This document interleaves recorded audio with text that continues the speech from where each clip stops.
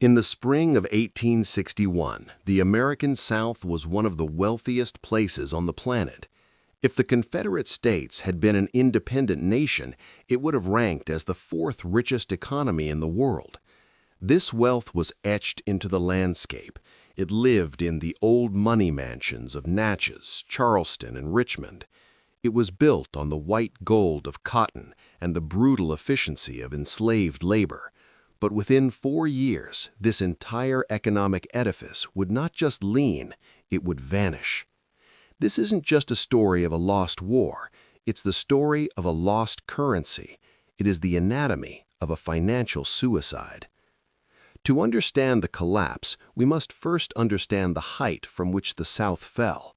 In 1860, the per capita income in the South was $3,978, a staggering sum for the era.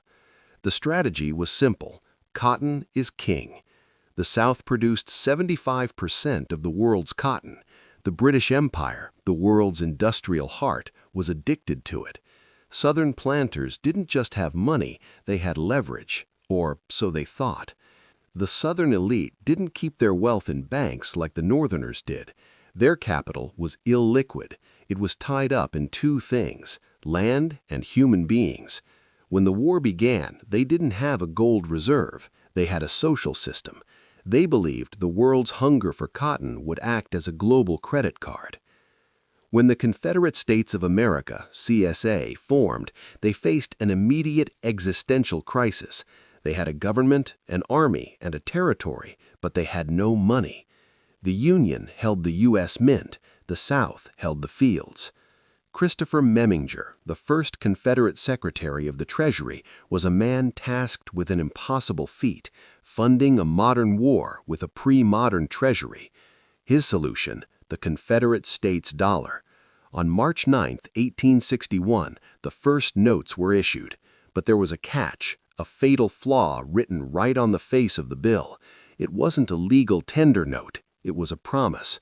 The text read, 6 months after the ratification of a treaty of peace between the Confederate States and the United States, the Confederate States of America will pay to the bearer on demand dollars.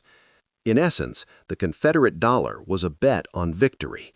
If you held this money, you weren't just a consumer, you were a shareholder in a rebellion. If the South lost, the paper was worthless. The Confederacy had one chance to back their paper with real value. They had millions of bales of cotton sitting in warehouses.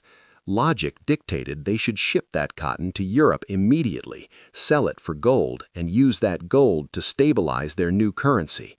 But the Southern leadership chose a different path: economic blackmail. They enacted a voluntary embargo. They stopped shipping cotton to England and France, hoping to starve the European mills and force those nations to intervene in the war on the side of the South. It was the greatest miscalculation in economic history. By the time the South realized England wouldn't budge, having found new cotton sources in Egypt and India, the Union Navy had sealed the ports. The South's gold was rotting in Southern barns, while the Treasury was forced to print more and more paper to pay for the war. With no tax system in place and the blockade cutting off trade tariffs, Memminger had one lever left to pull: the printing press. In 1861, there was roughly $1 million in Confederate currency. By 1864, there was over $1 billion. Because the South lacked high-quality paper and ink, the graybacks were easily counterfeited. In fact, Northern printers began making souvenir Confederate bills that were better quality than the real ones. They flooded the South with these fakes to further devalue the currency. This was the first instance of hyperinflationary sabotage. Inside the great mansions, the old money families were starting to feel the squeeze. On paper, they were millionaires. In reality, they couldn't buy a pair of boots. The price of a barrel of flour in Richmond tells the story. 1861, $9. 1862, $30. 1863, $100. Late 1864, $600. Wealth was evaporating. The silver service on the mahogany table was still there, but the currency in the silk purse was dying. The old money was being replaced by no money. As the armies of Grant and Sherman began to tighten the noose, the Confederate Treasury made a desperate final attempt to save the economy by taxing the very people they were trying to protect. By 1863, the Confederate economy had entered a death spiral. In the grand ballrooms of the South, the chandeliers still flickered, but the conversation had shifted from military glory to the price of bacon. The Confederate dollar was no longer as good as gold. It was barely as good as the paper it was printed on. This was the era of the hungry millionaire, people who owned thousands of acres of land but couldn't afford a pound of coffee. Secretary of the Treasury Christopher Memminger realized that the printing press was failing. To feed the army, the government needed something more tangible than paper. They needed calories. In April 1863, the Confederate Congress passed the Tax-in-Kind Act. This wasn't a tax on money. It was a 10% seizure of all agricultural produce. If you grew corn, the government took a tenth. If you slaughtered hogs, the government took a tenth. For the old money elite, this was an annoyance. For the small yeoman farmer, it was the difference between survival and starvation. The tax in kind was a confession of bankruptcy. The government was essentially admitting that its own currency was worthless. By taking physical goods, they bypassed the dollar entirely. This destroyed the public's remaining faith in the Confederate Treasury.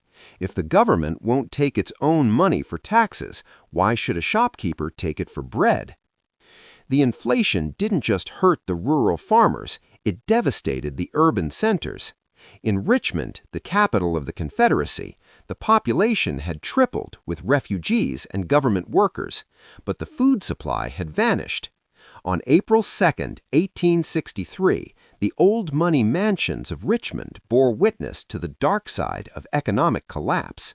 A mob of over 1,000 women, many of them wives of soldiers, marched to the governor's mansion. They weren't asking for higher wages, they were asking for affordable bread. When they were turned away, the march became a riot. They smashed windows and looted warehouses, taking bread, flour, and even jewelry.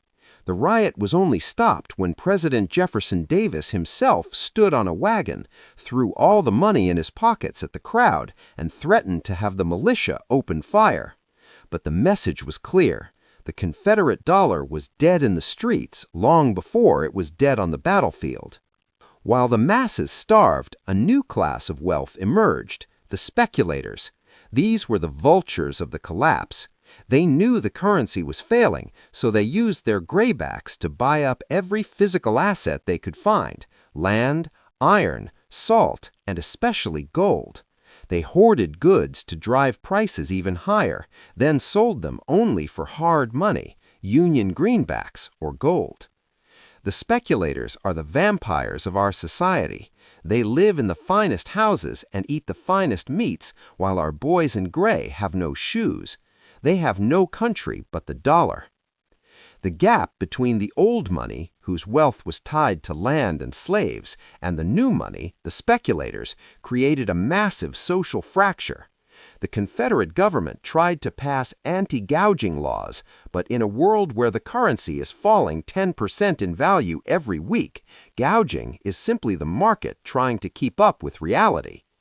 When the tax in kind wasn't enough, the army turned to impressment. If a general needed horses, wagons, or timber, he simply took them. In exchange, he gave the owner certificates of indebtedness, essentially an IOU from a dying government. For the mansion owners, this was the final indignity.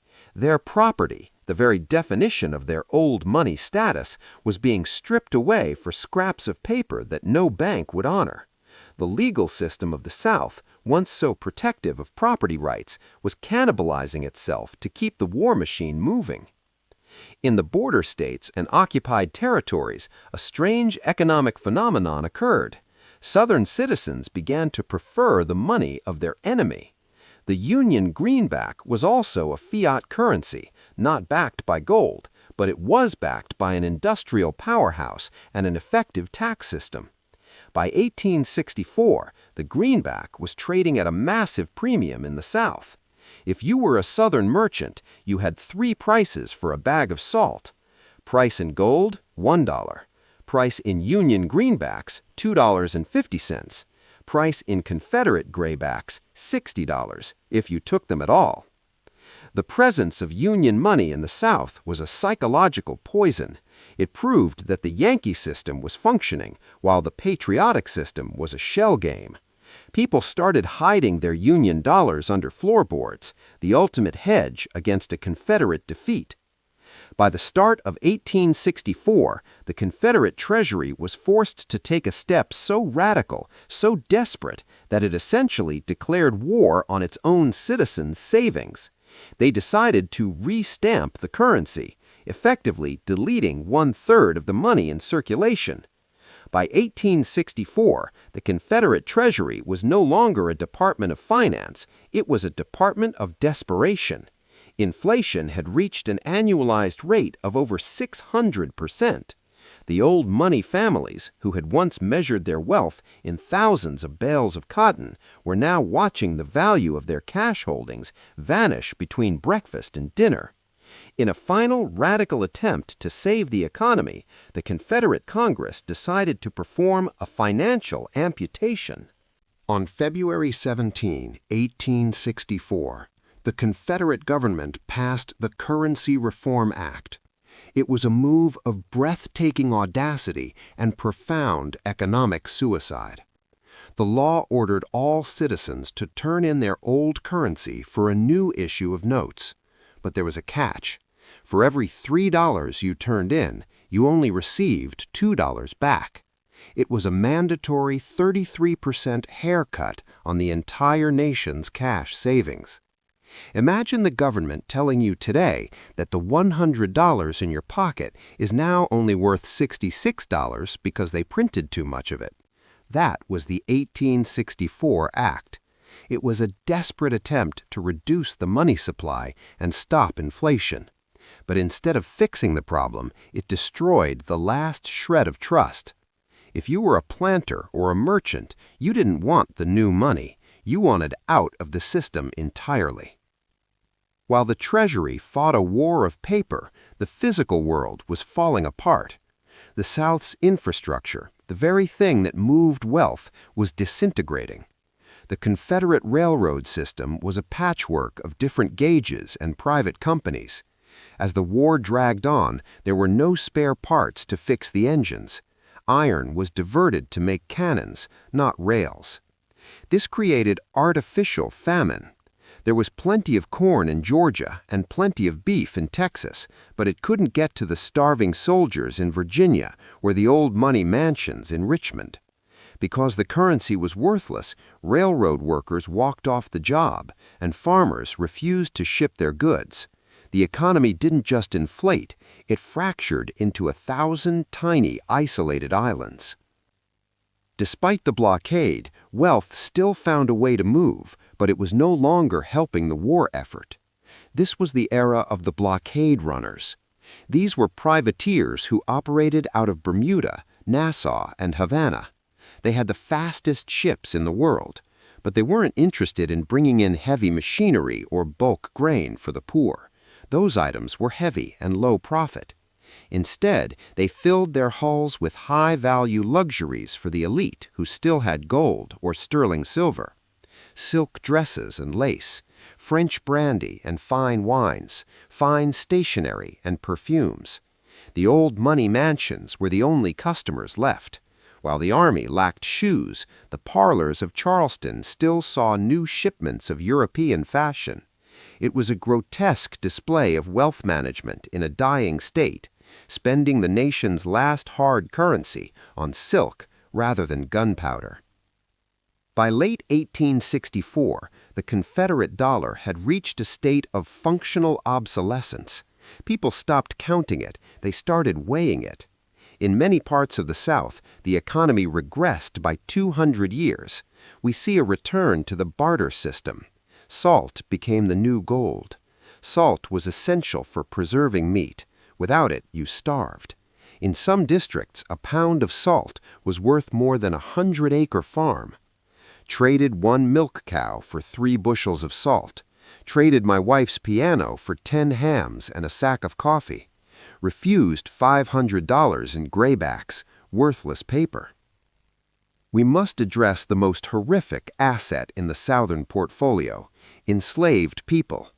In 1860, the total value of the 4 million enslaved people in the South was estimated at $3 billion, more than all the railroads and factories in the North combined. As Union armies advanced, this capital simply walked away. With every mile the Union Army gained, the South's largest investment disappeared. The Emancipation Proclamation wasn't just a moral decree, it was a total liquidation of the South's old money net worth. The mansion owners watched their assets cross the Union lines, and with them went the ability to produce the cotton that was supposed to save the currency. The economic engine of the South didn't just stall, it was dismantled. By the winter of 1864, a Confederate soldier's monthly pay, if he even received it, couldn't buy a single meal for his family back home. The desertion rates skyrocketed, not because of cowardice, but because of economics. A man cannot fight for a country that cannot feed his children. By January 1865, the Confederate States of America was no longer a functioning nation. It was a collection of besieged fortresses. The economy had reached the point of total evaporation. In the final months, the management of Southern wealth became a desperate game of save what you can. The old money families were no longer hiding their gold to protect it from the government. They were hiding it to protect it from the collapse itself. In the final winter, the Confederate dollar hit a milestone of misery. It took $1,200 in graybacks to buy what $1 in gold could purchase 4 years prior. The government had essentially defaulted on its people. Pay for soldiers was months in arrears. When it did arrive, it was in the form of freshly printed, uncut sheets of paper that had no purchasing power. This led to a total breakdown of the military supply chain.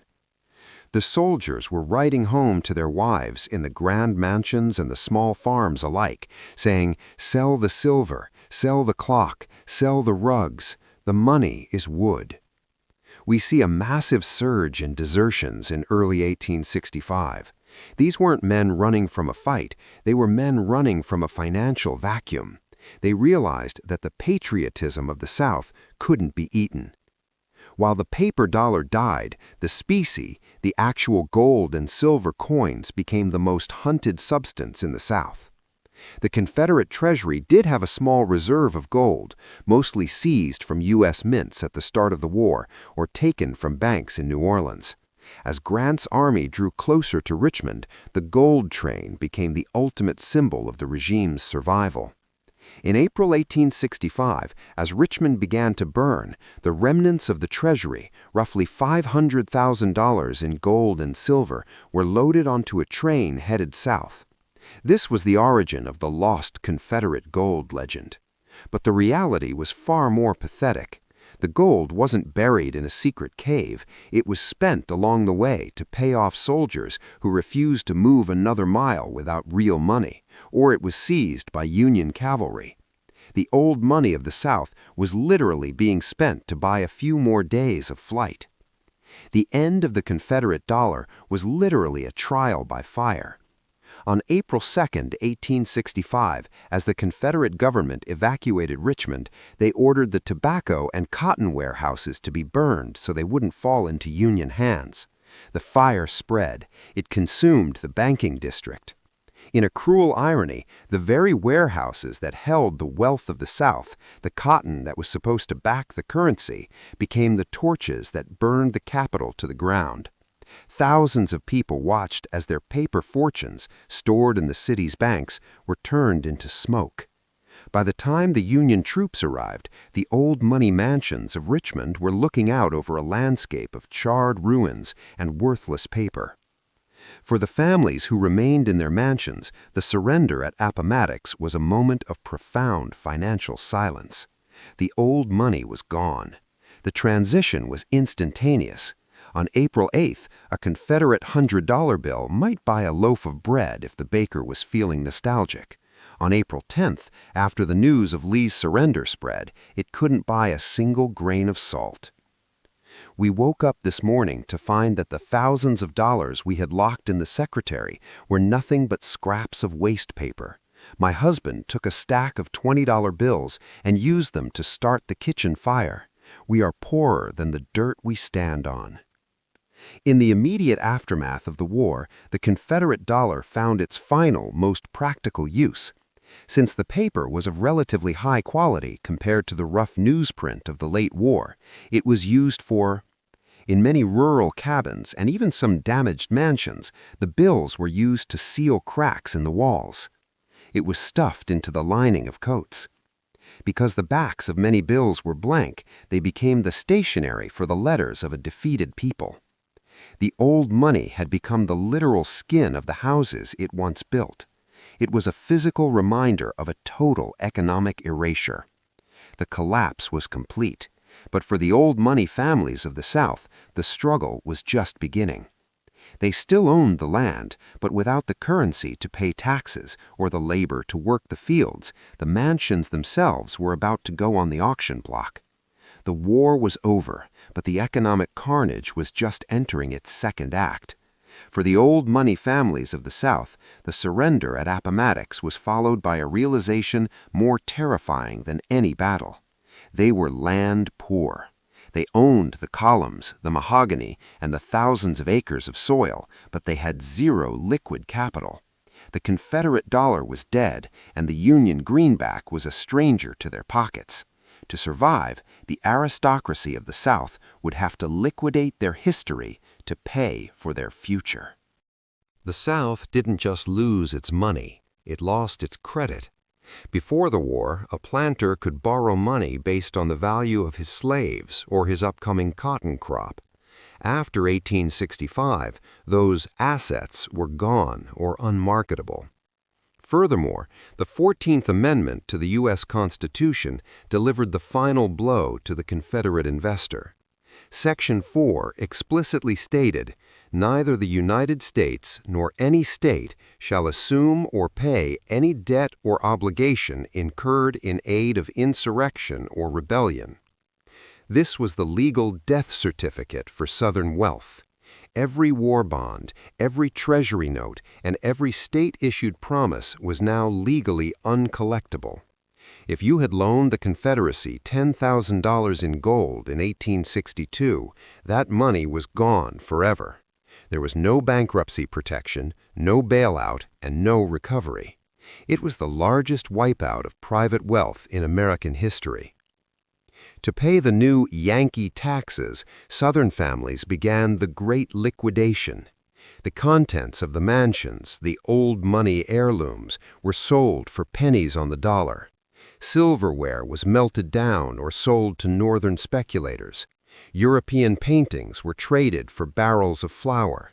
Library collections were sold to northern universities. This was a massive transfer of cultural and financial capital from south to north. The mansions became hollow shells. We see records of families living in 1 or 2 rooms of a 30-room house because they couldn't afford the firewood to heat the rest or the servants to clean it. The architecture remained, but the economy that supported it had been hollowed out by a failed currency. Because there was no money in circulation, the South had to invent a new way to function without cash. The result was sharecropping. Since the landowner had no money to pay wages and the formerly enslaved people had no money to buy land, they entered into a crop-sharing agreement. The landowner provided the land and tools on credit. The worker provided the labor. At the end of the year, they split the crop. This was a credit-based trap that replaced a currency-based economy. It kept the South in a state of stagnation for nearly a century. The old money mansions became the headquarters of this new impoverished system, still standing but presiding over a landscape of debt rather than a landscape of wealth. Today, the old money mansions are among the most visited historical sites in America. But their primary value is no longer agricultural or financial. It is narrative. They stand as monuments to a specific type of economic hubris. They remind us that wealth is not found in the height of a column or the beauty of a garden, but in the stability and trust of the currency that binds a nation together. The Confederate dollar remains the most collected dead currency in the world. Collectors pay hundreds, sometimes thousands of modern U.S. dollars for a single 1861 grayback, a bill that couldn't buy a cup of water in 1865. The collapse of the Confederate dollar was the ultimate management failure. They failed to back their currency with their greatest asset, cotton. They failed to build a tax system until it was too late. They failed to realize that in modern warfare, the printing press is as important as the rifle and twice as dangerous if misused. The old money mansions are ghosts of a ledger that never balanced. They are the beautiful, haunting remains of a civilization that bet its entire existence on a pile of paper and a king made of cotton, and lost everything when the world stopped believing in the promise. Wealth is a delicate fiction, and when that fiction dies, the only things left are the stones we piled up while we still believed it was real.